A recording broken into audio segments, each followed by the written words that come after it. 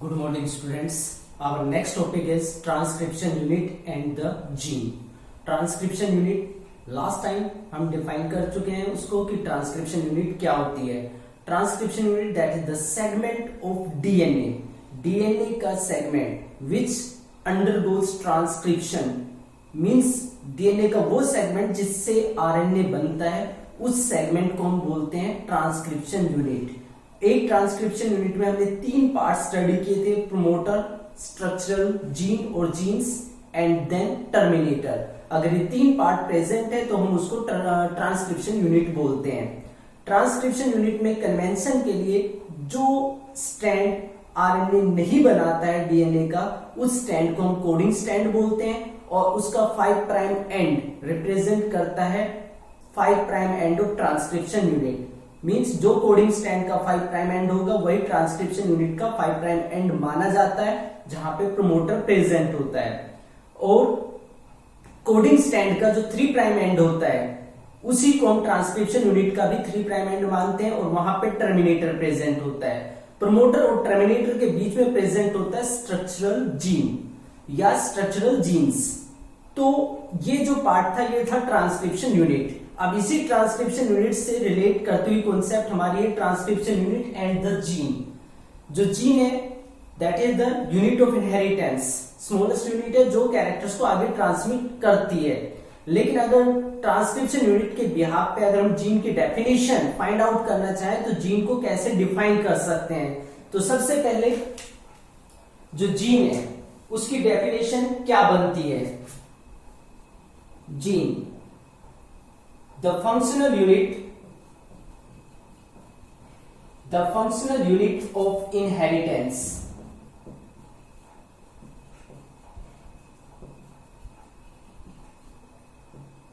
The functional unit of inheritance को हम बोलते हैं जीन. यानी कि जो भी कैरेक्टर है उसका जो ट्रांसमिशन है वो जीन के ऊपर डिपेंड करता है. तो यही फंक्शनल यूनिट है जो आगे जाके कैरेक्टर को लेके जाती है. और अभी तक जो हमने स्टडी किया उससे ये चीज क्लियर है कि जो जीन है that is present in DNA, या ये कह सकते हैं कि जो जीन है डीएनए से बना होता है. ये चीज भी हमें क्लियर है. अब जो डीएनए है, डीएनए का स्ट्रक्चर हमने स्टडी किया था. डीएनए न्यूक्लियोटाइड्स या बेस पेयर का सीक्वेंस होता है. तो क्या जीन को हम बेस पेयर या जो न्यूक्लियोटाइड सीक्वेंस है उसकी टर्म में डिफाइन कर सकते हैं. Gene in term of nucleotides sequence. Nucleotide sequence की टर्म में क्या हम जीन को डिफाइन कर सकते हैं, क्योंकि ये तो सिंपल पार्ट हो गया कि unit of inheritance general matter हो गया. ये हमें पता है कि जो जीन है वो डीएनए से बना होता है, यानी कि डीएनए का पार्ट होता है जीन. अब डीएनए का पार्ट होता है तो डीएनए के अंदर तो न्यूक्लियोटाइड सीक्वेंस होते हैं. तो जीन कितना बड़ा सीक्वेंस है और उसके अंदर कितने न्यूक्लियोटाइड्स प्रेजेंट है और किस डीएनए के किस सीक्वेंस का इस सेगमेंट को हम एक जीन बोल सकते हैं. तो यहाँ पे जो डेफिनेशन हो काफी कॉम्प्लिकेटेड हो जाती है. अब यहाँ पे कई सारी वेरिएशंस आती हैं, यानी कि डीएनए के किस सेगमेंट को हम जीन बोल सकते हैं उसके अकॉर्डिंग 3 तरह की वेरिएशंस यहाँ पे देखने को मिलती है. तो सबसे पहले स्टार्ट करते हैं first variation. A segment of DNA that can code for any type of RNA, that is generally tRNA and rRNA. A segment of DNA that can code for any type of RNA. DNA का कोई भी segment जो RNA बना सकता है, RNA को code कर सकता है, DNA के उस सेगमेंट को बोला जाता है जीन. ये फर्स्ट डेफिनेशन बनती है. मींस अगर हमारे पास इतना बड़ा डीएनए मॉलिक्यूल है, उस डीएनए मॉलिक्यूल का कोई भी पार्ट, कोई भी सेगमेंट अगर आरएनए बनाता है तो उस सेगमेंट को हम जीन बोल सकते हैं. ये फर्स्ट डेफिनेशन बनती है. तो जीन की एक डेफिनेशन तो ये होगी कि कोई भी डीएनए का सेगमेंट जो आरएनए बना सकता है उसको हम जीन बोलते हैं. नाउ जो ट्रांसक्रिप्शन यूनिट होती है, ट्रांसक्रिप्शन यूनिट के अंदर स्ट्रक्चरल जीन प्रेजेंट होते हैं और स्ट्रक्चरल जीन की कॉन्सेप्ट में भी जीन को डिफाइन किया जा सकता है। सबसे पहले a segment of DNA that can encode a polypeptide. A segment of DNA that can encode a polypeptide is known as gene or cistron. Cistron आजकल अल्टरनेटिव टर्म है जो जीन के लिए दी जाती है। तो पहले हमने डेफिनेशन लिखी कि डीएनए का कोई भी सेगमेंट जो आरएनए बनाता है उसको हम जीन बोलते हैं। दूसरी साइड में डीएनए का वो सेगमेंट जो पॉलीपेप्टाइड बना सकता है, पॉलीपेप्टाइड को कोड कर सकता है, एनकोड कर सकता है, उस सेगमेंट को हम जीन या सिस्टोन बोल सकते हैं, उसको भी हम जीन बोलेंगे। मींस ये वाला जो सेगमेंट है ये टीआरएनए और आरआरएनए बना रहा है तो ये जीन हो गया। कोई दूसरा सेगमेंट है जो टीआरएनए आरआरएनए की बजाय एमआरएनए बना रहा है क्योंकि एमआरएनए आगे जाके प्रोटीन बनाता है, तो अब उस सेगमेंट को भी हम जीन बोल रहे हैं, जीन या सिस्टोन बोल रहे हैं। तो ये दूसरी डेफिनेशन हो गई। अब जो सिस्टोन है इस कॉन्सेप्ट को थोड़ा और वाइड कॉन्सेप्ट की फॉर्म में डिस्कस करते हैं। सिस्टोन किस तरह के हो सकते हैं? तो सिस्टोन एक्चुअल में तो क्या है, डीएनए का सेगमेंट है जो सिर्फ एक पॉलीपेप्टाइड को एनकोड कर रहा है। अब ये सिस्टोन दो तरह के हो सकते हैं। सिस्टोन में भी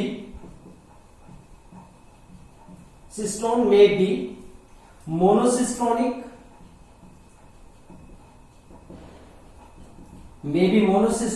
और पॉलीसिस्टोनिक, या ये कह सकते हैं जो स्ट्रक्चरल जीन होता है, स्ट्रक्चरल जीन में भी ट्रांसक्रिप्शन यूनिट के अंदर जो स्ट्रक्चरल जीन होता है दैट मे बी मोनोसिस्टोनिक और पॉलीसिस्टोनिक।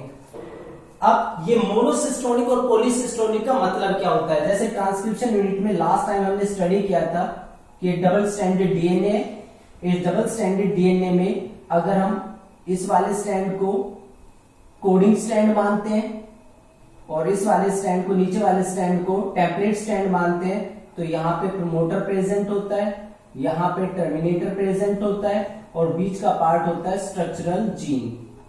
तो ये जो स्ट्रक्चरल जीन है यानी कि डीएनए का ये सेगमेंट है, ये मोनोसिस्टोनिक भी हो सकता है, पॉलीसिस्टोनिक भी हो सकता है। सिस्टोन क्या होता है? जो पॉलीपेप्टाइड को कोड करता है। तो अब मोनोसिस्टोनिक का मतलब क्या हुआ?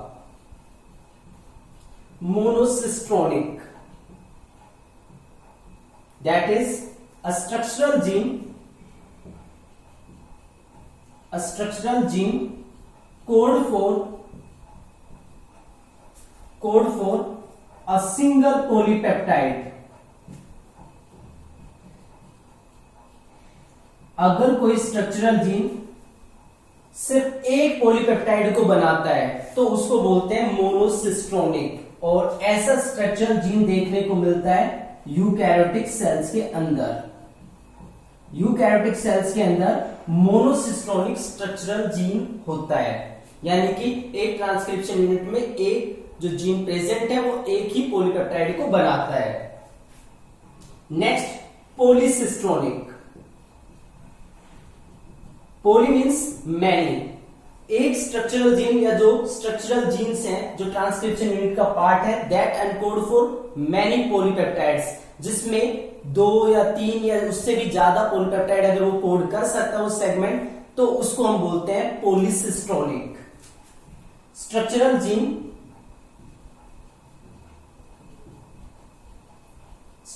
Jeans of a transcription unit, यानी कि एक ही ट्रांसक्रिप्शन यूनिट की हम बात कर रहे हैं। Structural genes of a transcription unit coding for many polypeptides, that is known as पॉलीसिस्टोनिक।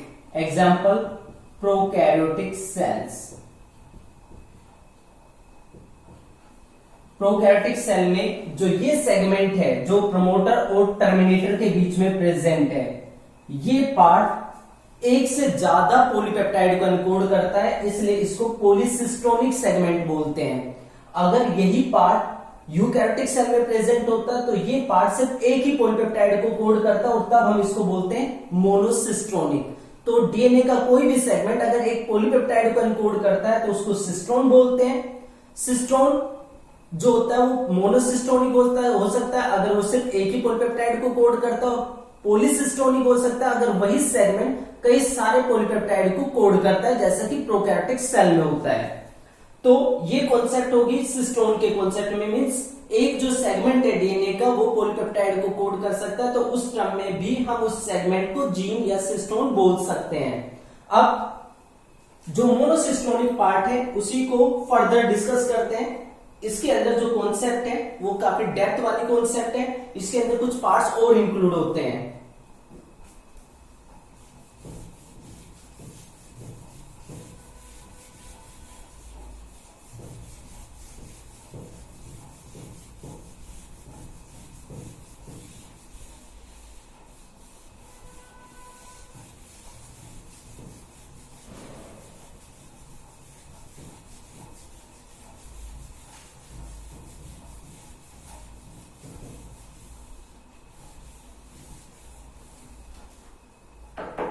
Monocistronic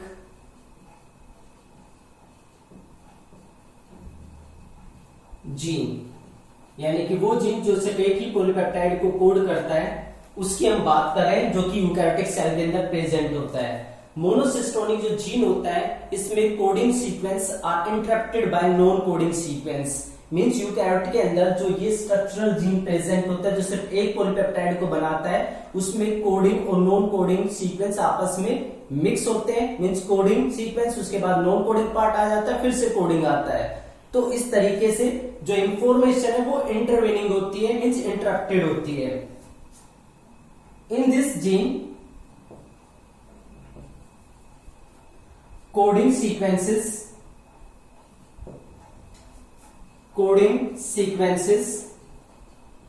are interrupted by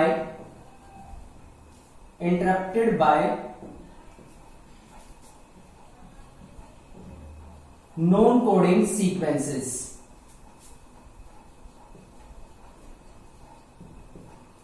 यहां पे अगर इस स्ट्रक्चरल जीन की बात करें तो स्ट्रक्चरल जीन को मैं इस वाले पार्ट को यहां पे थोड़ा सा अलग तरीके से शो कर देता हूं। इसमें ये कोडिंग पार्ट है, उसके बाद फिर नॉन कोडिंग पार्ट आ जाता है।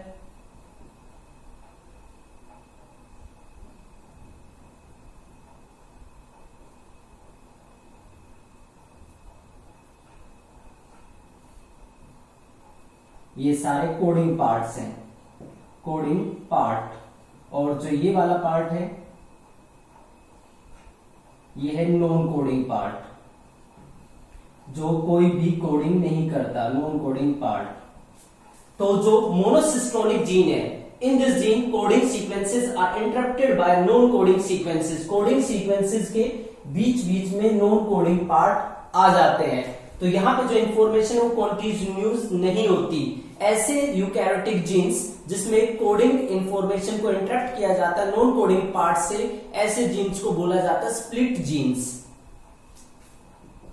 स्प्लिट जीन्स, स्प्लिट का मतलब एक तरीके से ब्रेक डाउन ही होना होता है, तो यहां पे इंफॉर्मेशन ब्रेक डाउन हो गई। Split genes, a gene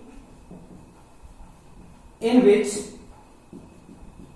coding parts और coding sequences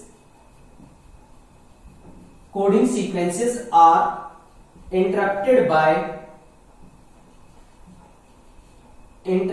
bye non coding sequences. Non coding sequences is known as split gene.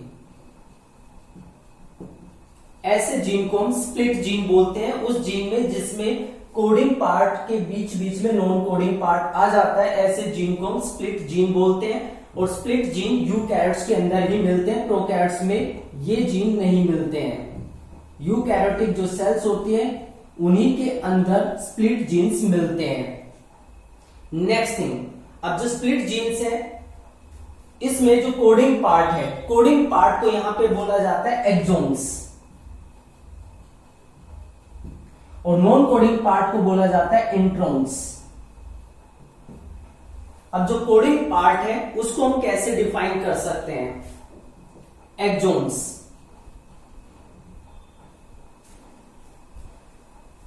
The coding sequences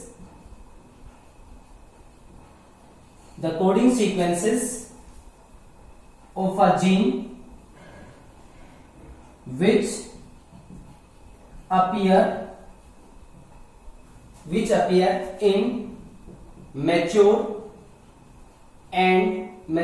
or processed mRNA are known as exons.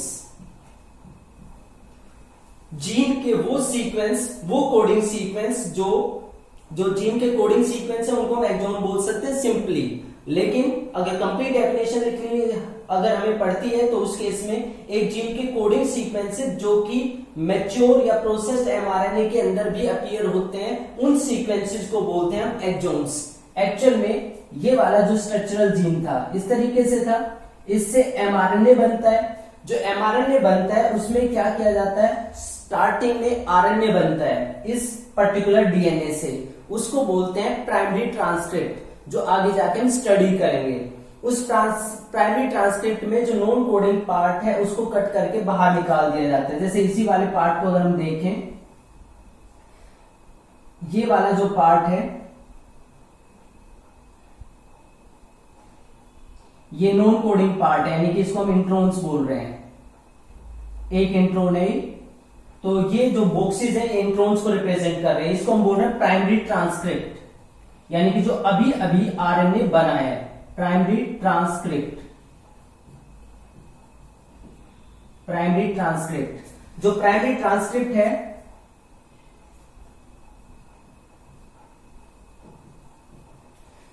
Transcript है उसमें processing होती है। ये वाले जो part है इनको कट करके बाहर निकाल दिया जाता है और ये बन जाता है फंक्शनल एमआरएनए। अब इस एमआरएनए के अंदर जो सीक्वेंस अपीयर हो रहे हैं वो सिर्फ कोडिंग सीक्वेंस है, नॉन कोडिंग सीक्वेंस नहीं है। तो हम कोडिंग सीक्वेंस को कैसे डिफाइन कर रहे हैं या एक्सोन को कैसे डिफाइन करें? Exon, these are the coding sequences which appear in mature and processed mRNA. जो मैच्योर और प्रोसेस्ड एमआरएनए के अंदर देखने को मिलते हैं उन सीक्वेंसेस को हम बोलते हैं एक्सोन्स या कोडिंग सीक्वेंसेस। सेकंड पार्ट आता है इंट्रोन्स।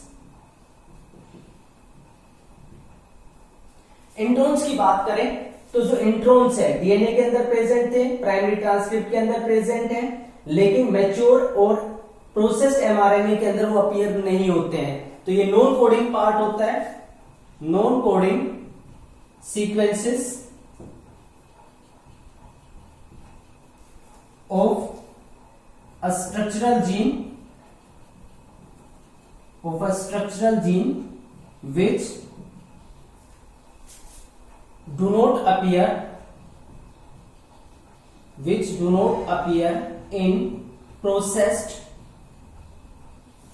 or mature mRNA। जो प्रोसेस्ड और मैच्योर एमआरएनए के अंदर देखने को नहीं मिलते हैं उन सीक्वेंसेस को इंट्रोन्स बोला जाता है। तो ये नॉन कोडिंग सीक्वेंस है स्ट्रक्चरल जीन के जो मैच्योर एमआरएनए के अंदर देखने को नहीं मिलते हैं। तो एक सेगमेंट के अंदर कोडिंग और नॉन कोडिंग दोनों पार्ट प्रेजेंट है। अब एक सेगमेंट के अंदर कोडिंग और नॉन कोडिंग पार्ट प्रेजेंट है तो यहाँ पे जीन की डेफिनेशन काफी कॉम्प्लिकेटेड हो जाती है। स्प्लिट जीन अरेंजमेंट है तो जीन को कैसे डिफाइन करें? क्या ऐसे डिफाइन करें that is the segment of DNA which code for a polypeptide? अगर ऐसा बोलते हैं तो फिर ये नॉन कोडिंग पार्ट भी तो इंक्लूड हो गया है, तो जो डेफिनेशन वो काफी कॉम्प्लेक्स हो जाती है। हालांकि फिर भी हम ये कह सकते हैं कि जीन वो भी होता है जो किसी भी टाइप के आरएनए को बनाता है, जीन वो भी होता है जो किसी पॉलीपेप्टाइड को कोड करता है, उस सेगमेंट को भी हम जीन बोल देते हैं। अब बात करते हैं थर्ड डेफिनेशन की। तो यहाँ पे एक बार दोबारा मैं आपको बता देता हूँ, मोनोसिस्टोनिक जीन का मतलब होता है in this gene coding sequences are interrupted by non coding sequences. यहाँ पे कोडिंग सीक्वेंस के बीच में नॉन कोडिंग पार्ट्स आ जाते हैं। तो ऐसे सीक्वेंस जो जीन्स है वो यूकैरियोटिक सेल्स में प्रेजेंट होते हैं। इन जीन को स्प्लिट जीन बोला जाता है। डिफाइन आप कर सकते हैं, a gene in which coding sequences are interrupted by non coding sequences. Interruption मतलब रुकावट कर देना, कोडिंग सीक्वेंस है बीच में फिर से नॉन कोडिंग पार्ट आ गया, फिर कोडिंग आता है फिर से नॉन कोडिंग पार्ट आ गया। तो इस तरह की अरेंजमेंट जब होती है सेगमेंट्स की किसी जीन के अंदर, तो ऐसे जीन को स्प्लिट जीन्स बोलते हैं। अब स्प्लिट जीन के अंदर जो कोडिंग पार्ट है, कोडिंग सीक्वेंसेस है, उनको एक्सॉन्स बोलते हैं और ये मैच्योर एमआरएनए के अंदर देखने को मिलते हैं। इंट्रॉन्स ये नॉन कोडिंग सीक्वेंस होते हैं स्ट्रक्चरल जीन के, और ये मैच्योर एमआरएनए के अंदर कहीं पे भी नहीं मिलते। मींस मैच्योर एमआरएनए बनने से पहले इनको कट करके बाहर निकाल दिया जाता है। तो मैच्योर एमआरएनए या प्रोसेस्ड एमआरएनए के अंदर ये नहीं होते, इसलिए इनको इंट्रॉन्स बोला जाता है। तो ये होगी सेकेंड डेफिनेशन। मींस कोई भी सेगमेंट डीएनए का जो एक पॉलीपेप्टाइड को कोड कर सकता है उसको हम जीन बोलते हैं।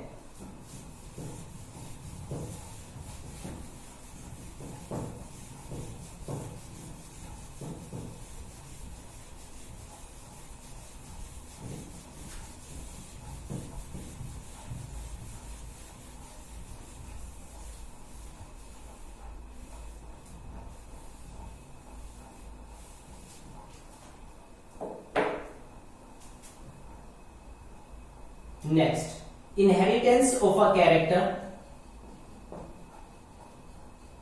Inheritance of a character is affected by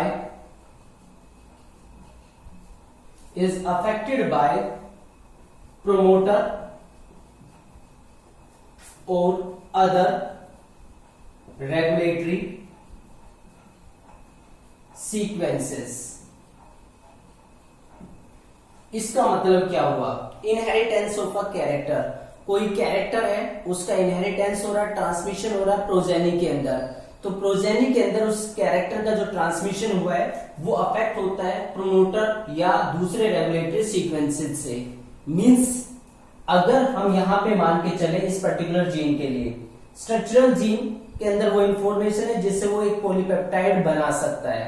जो पॉलीपेप्टाइड बनती है उस पॉलीपेप्टाइड से बाद में जो प्रोटीन भी बन सकती है, और उस प्रोटीन से एंजाइम भी कोई क्रिएट हो सकता है। अब मान लेते हैं कि वो एंजाइम, अगर मान लो पी प्लांट की हम बात कर ले जो हमने 5th चैप्टर में स्टडी किया था, और कि वो जो एंजाइम है वो कलर बनाता है फ्लावर का, मीन्स वायलेट कलर या पर्पल कलर। वो जीन अनकोड करता है उस एंजाइम को जिससे पर्पल कलर बनता है। अब ये जीन पर्पल कलर प्रोड्यूस करे